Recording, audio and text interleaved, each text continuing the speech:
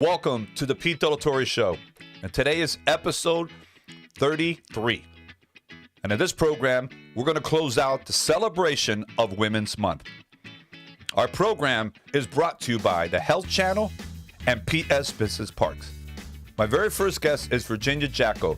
She is the president and the CEO of the Miami Lighthouse for the Blind and Visually Impaired.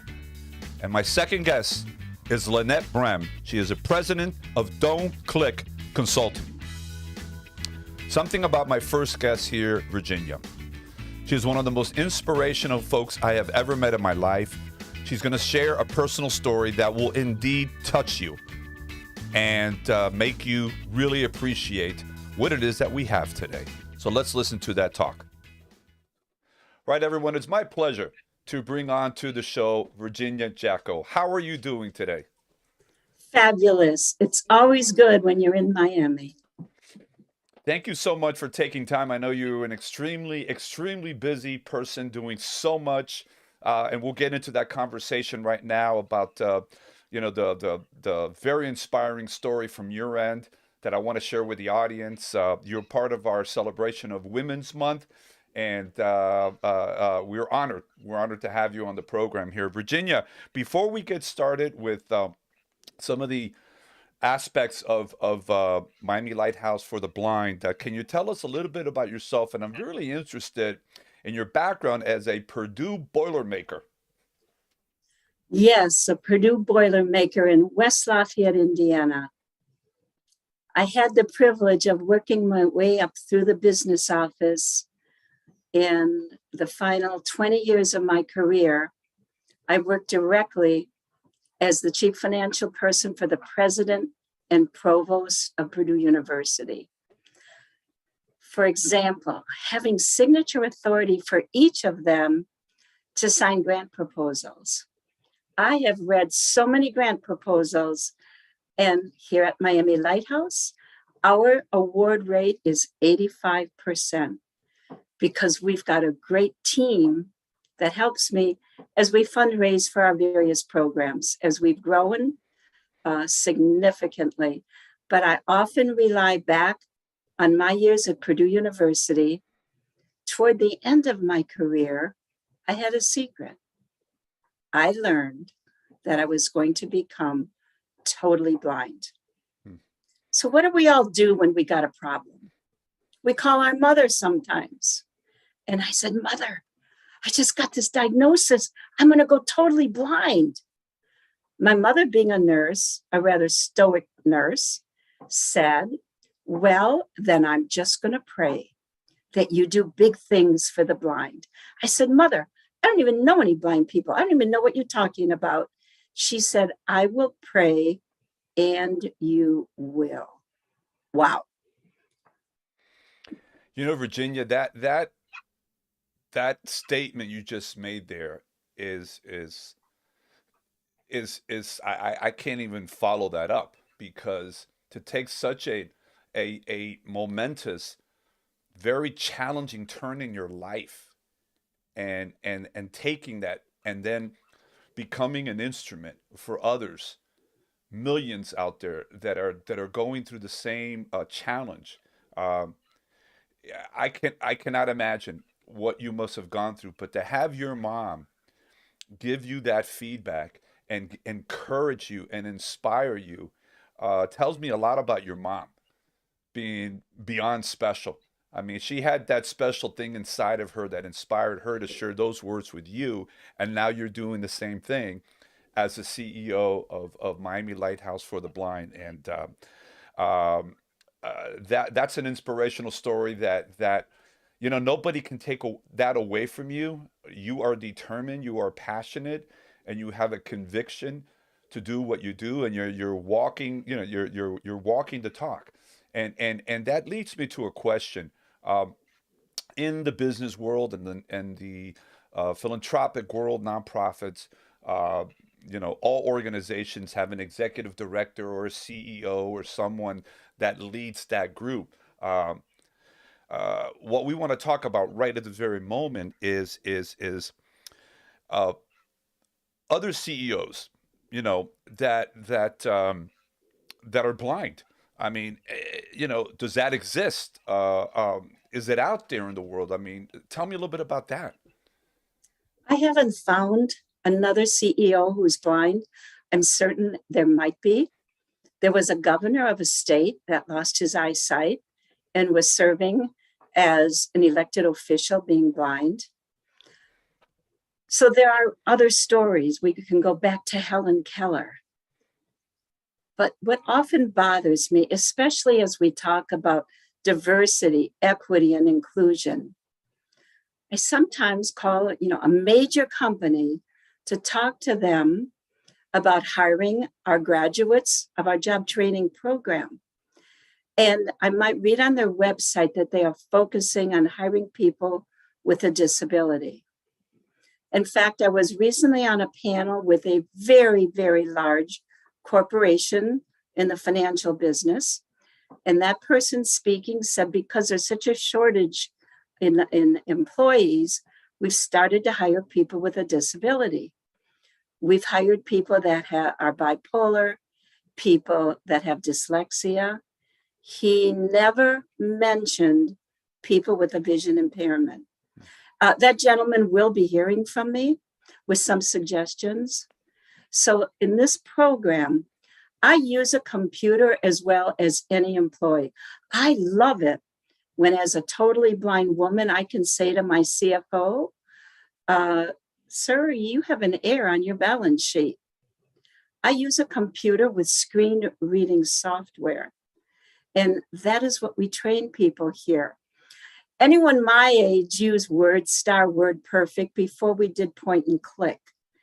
And screen reading software takes all of those keystroke commands for me to interface with the monitor in order to use a computer. But once a person learns how to do that, we have somebody employed by Florida Blue. We have people at the Beacon Council. I just hope employers do not shut out people with a vision disability. We make great employees. Well, not only do you make great employees, Virginia, but you developed an inner vision that many of us never tap into. And you see things that obviously others don't see. Your vision is beyond what we can even think about or talk about. And you see things, and that in of itself is beautiful Peter, because I call it visual noise. yes, I don't have any visual noise. I love So that. therefore, I'm using my hearing. I'm using my tactile senses. I'm using my smell. They're not better. My hearing's not better, but Hmm. I sure use it a lot more. That's that's the thing when we take things for granted in life, Virginia, right? We take for our eyesight, our hearing, our smell, our touch. We take all those things for granted until the day that it's taken away or it's minimized. And then we have a choice. What do we do moving on? Life has more to offer. And your mother inspired you. And look where you've come. Look how far you've come today with not allowing that disadvantage to hold you back. And I'm sure everyone around you on a daily basis has to be inspired by your will, by your determination, and uh, they can't get anything by you, right? That is correct. Because I created a tagline. It's possible to see without sight. And I believe that. That is, I saw that, and I absolutely love it. Now, how have you and your colleagues been able to bring hope to the thousands, the millions that are visually impaired, and what are some of the things and stories that you can share briefly with us today? So, what if you're the mother of a blind baby? You need to know, talk to your child. When you brush your hair, give the child the hairbrush. Let your child brush your hair. Say, oh, we're on the corner of 8th Avenue and 7th Street. That's Grandma's house by Walgreens. The child will learn through the auditory information. Now, on the other end, let's say you're a senior. 1 out of 4 seniors will have uncorrectable vision loss. There are so many devices, color identifiers, the OrCam, which actually reads print using a computer. So vision rehabilitation, some people don't want a full vision rehabilitation program, but in our Vision Solutions Center, we have all kinds of devices. In fact, that website is lighthouseshop.org. Mm-hmm. And it's devices. People say, Virginia, how do you know what you're wearing? Well, in my closet, I have a color identifier. And in my dresser, I have a color identifier. So all I need to know is the color. By touch, I know what I have on. That is phenomenal. That's phenomenal, and that message you're sending right now is one that I hope that a lot of the viewers and listeners are tapping into right now, because life is not fair. Life is not perfect. Things happen to all of us at one point or another. You were inflicted with to be visually impaired, and yet you've taken that and you've written it to a victory for yourself first and the community that you're serving right now. I know you have an extensive board of directors. Um, and I some pretty big names on there, some big community leaders. What do you think is their motivation to be part of Miami Lighthouse? Peter, some of it, we have a term of 6 years, and then the board member must stay off for a year. But we really do transformational work. And at our 4 quarterly board meetings, I always have what we call a client or a student, a mother of a blind baby, a musician that was a very famous guitarist and has lost his eyesight. Mm-hmm. And it is so impactful when they speak at the board meeting. And, you need to have a diverse board. You need to have a board of all the various occupations. Some nonprofits think the board should be all donors. No, you need experts in construction, experts in banking, experts in legal, experts in real estate. You need to have African American, Haitian, Indian. You need females, you need males. And our board of directors also, they give me the responsibility to run this organization. We had 160 W-2s this year. We have 1 HR person.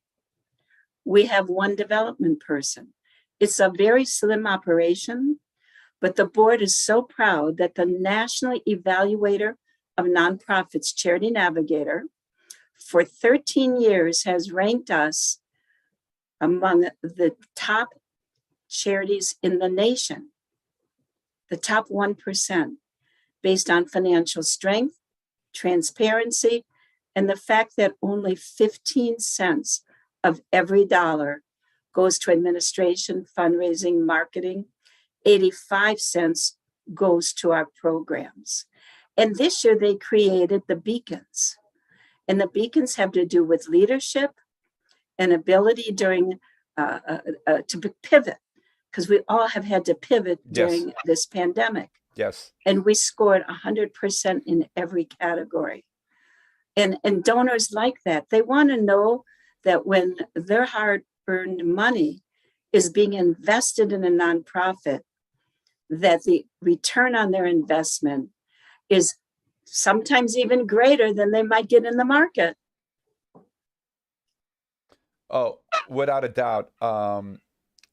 Running in the past nonprofit groups, chambers of commerce, I'm very familiar with that ratio based on the revenues of the organization, what goes to operations and administration, and to be at 15% is an astounding number. And that I get that goes back to your expertise and pedigree as a financial guru, someone that knows the numbers, that is responsible. And I think that approach and that knowledge and experience has allowed you to take this organization to where it is today, all driven by an inner vision that very few have, and you have it, Virginia. And you're doing it in such a way that we can all be proud of you. And I mean, we could talk for hours here because I'm just inspired. It's very hard for me to even ask a lot of questions because you're feeding me so much right now, and I'm really honored that you're here. Any final words before we close it out? I created another tagline. A blind person can do anything a sighted person does. They just might do it a little differently. And anyone that has a vision impairment, it's hard to, we've got expressions, cross the other side of the street, come out of the closet, whatever expression you're familiar with. In a way, when one says, I am going to go to Miami Lighthouse and I'm going to be the best visually impaired person I can be, I want to ensure that person that it's possible to see without sight. And we will help them do that. Virginia, very inspirational, very touching. I'm really, really grateful that you took the time to be with all of us today. And I hope that down the road we can have some other conversations and to see how things are progressing. But thank you. Thank you so much. God bless you with everything you're doing. And we want to wish you continued success. And let's see what we can do to take this to a whole different level. Thank you, Peter, for the opportunity. You stay well. You're doing a great service by providing this information to people. Love your podcast. Thank you, Virginia. You take care. Talk to you soon. Thank you. Bye-bye. My friends, I do a lot of talking on the show. And I've got to tell you that Virginia and that conversation just made me speechless. And you could see why and what I'm talking about. What an incredible story. What an inspiring individual. And it really impacted me and has made me, hopefully, to look at things in a different way. So thank you so much to Virginia Jacko. Now for my second guest, Lynette Brehm. Lynette Brehm is going to share with you something that is growing by the day. It is a very horrifying reality, which is online pedophiles. And as you all know, with COVID and so many kids now, more than ever on their computers, this is a major, major problem. Let's listen to my talk with Lynette. Okay, everyone, with me, Lynette Brehm. How are you today? I'm great. Thank you, Pete. Thank you for joining us all the way from Texas. What part of Texas? I'm in San Antonio, the Alamo.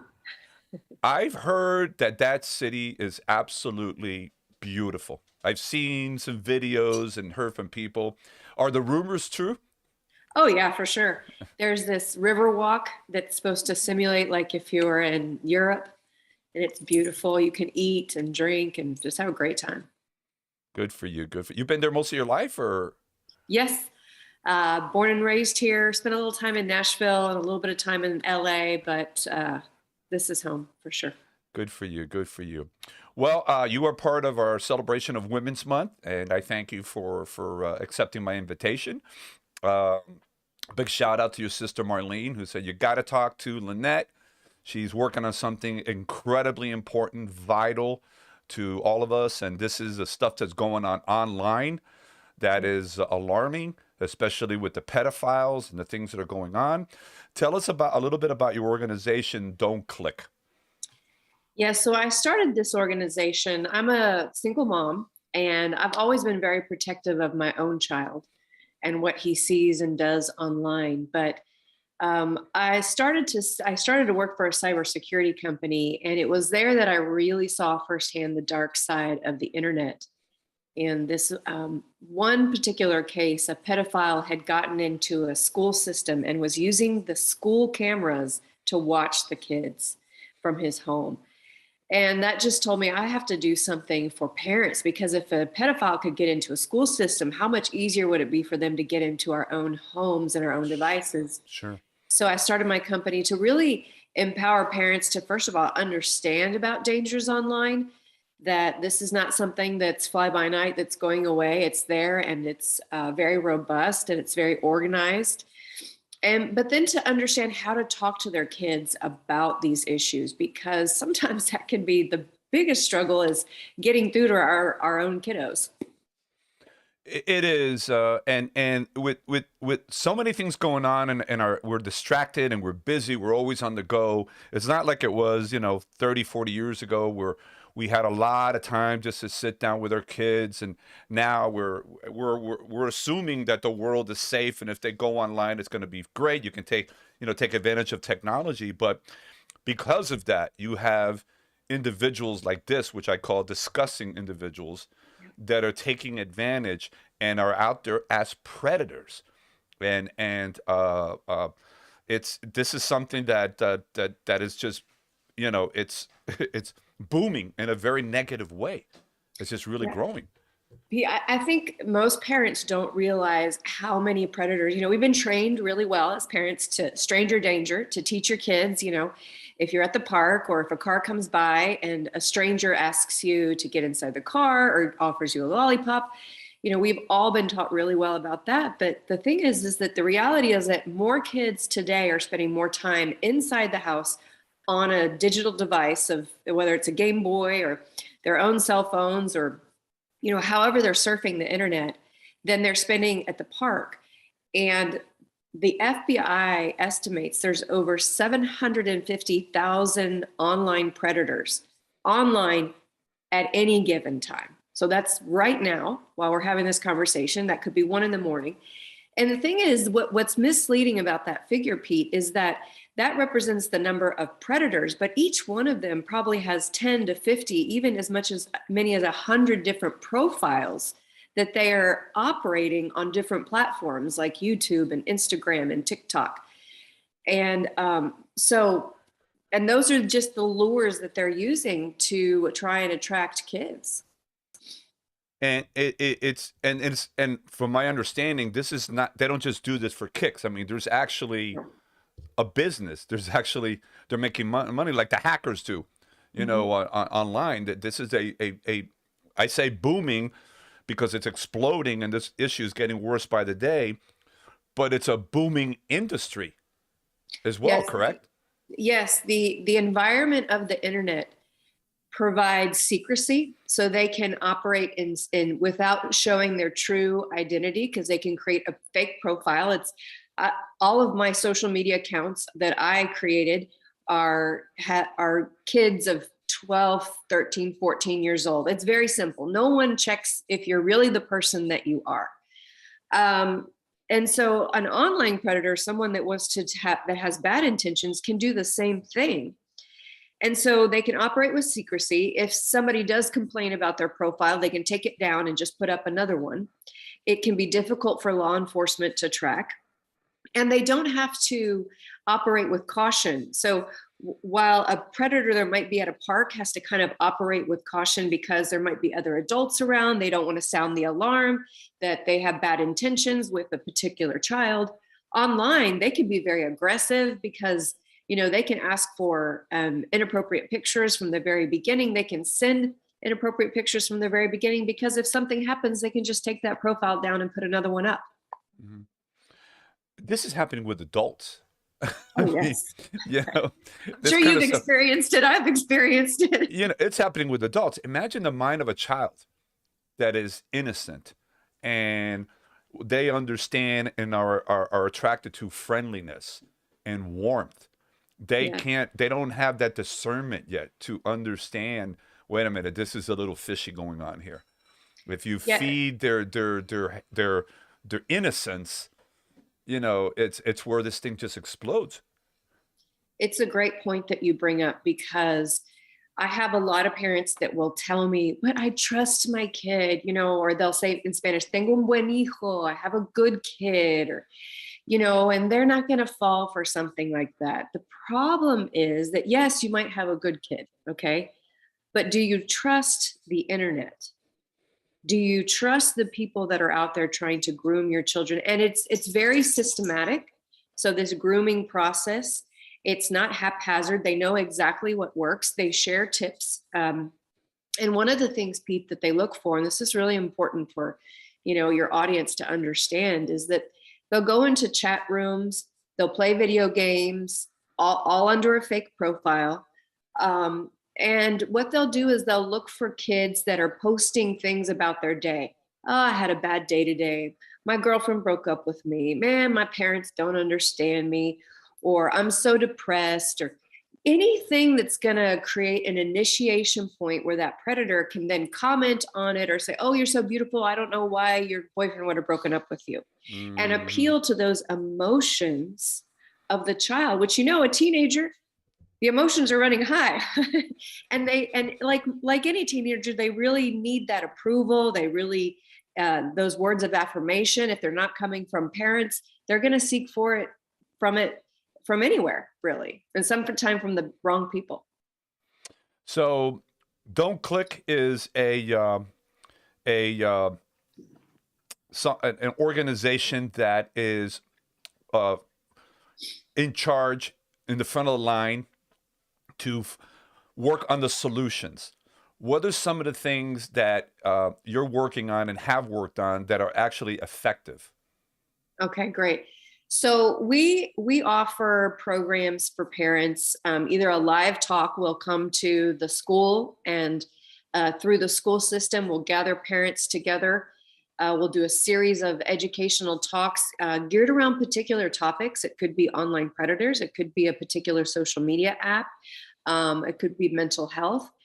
And then we also offer mini lessons online. So for that really busy parent that can't get to a school event but still needs the information, they can watch the classes anytime from their mobile device or any device.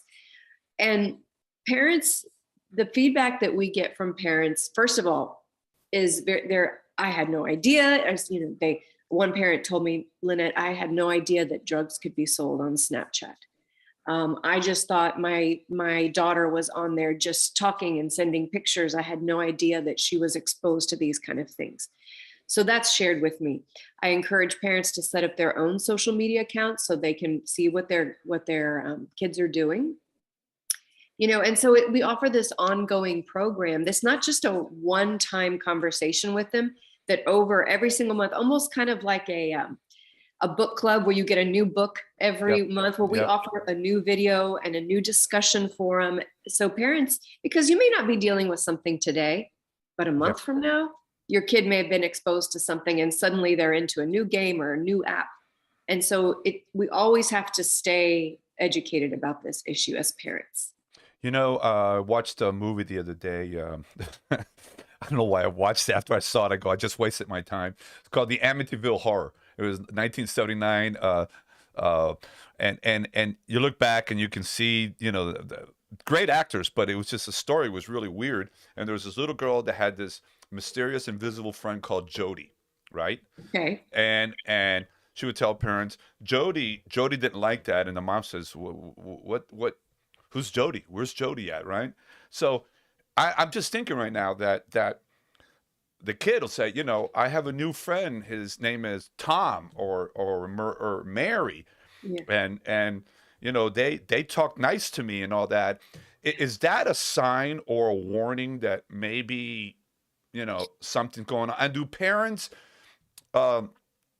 dig deeper than they're probably doing right now to ask a couple of questions to identify that and find out that this is starting to happen to their child? Yeah, it's a great point, Pete. We have to be, as parents, loving detectives. So, and I say loving because that loving part is so important, because if it looks like, oh, what are you doing, mijo? What are you doing? And you snatch the telephone away, that creates more conflict with you and your child. And what's really important, as you're pointing out, is that conversation. Is your child going to share everything with you? Probably not. I mean, did you, as a teenager, tell your parents everything that you were doing? No. Right.